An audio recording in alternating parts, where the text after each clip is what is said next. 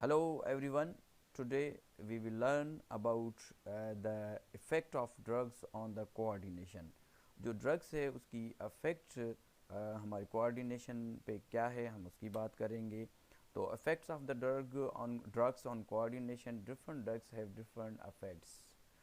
Different drugs की different affects होती है कोऑर्डिनेशन पे, जैसे कि डिप्रेशंस है, हाइपोटोनिक्स हैं, और जो है एनाल्जेसिक है, जैसे कि दर्द की दवाइयाँ हैं, और हेलोसिनेशन है, जैसे कि ऐसा मरीज़ होता है कि जिसको अजीब किस्म की शक्लें और आवाज़ें सुनाई देती हैं मगर एक्चुअली वो होती नहीं है. और साइकिडल्स यानी कि साइकिक वगैरह की जो मेडिसिन है वो कोऑर्डिनेशन पे अफेक्ट करती हैं. मगर हम यहाँ पे बात सिर्फ निकोटीन की करेंगे, बकाया जो मेडिसन हैं उनकी नहीं करेंगे.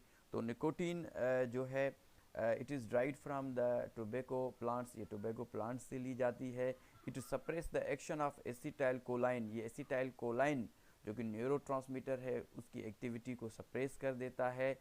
It increase the heart beat. ये हार्ट बीट को निकोटीन बढ़ा देती है. Narrow the blood vessels. Blood जो वेसल्स हैं उनको नैरो कर देती है. And reducing the fatigue.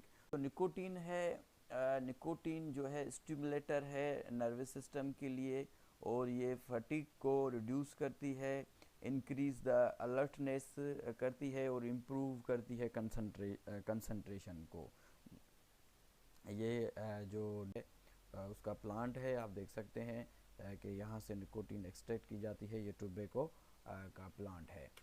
Smokers, जो डेली स्मोकर्स होते हैं वहाँ पे आप देख सकते हैं कि जो न्यूरोट्रांसमीटर है वो जो है सप्रेस हो जाते हैं. तभी जो है इनको जो है ये हैबिचुअल हो जाते हैं. जब तक ये निकोटीन नहीं लेंगे तब तक इनको जो है रेस्ट नहीं मिलेगी. इनका जो नर्वस सिस्टम है वो सही तरीके से काम नहीं कर पाएगा.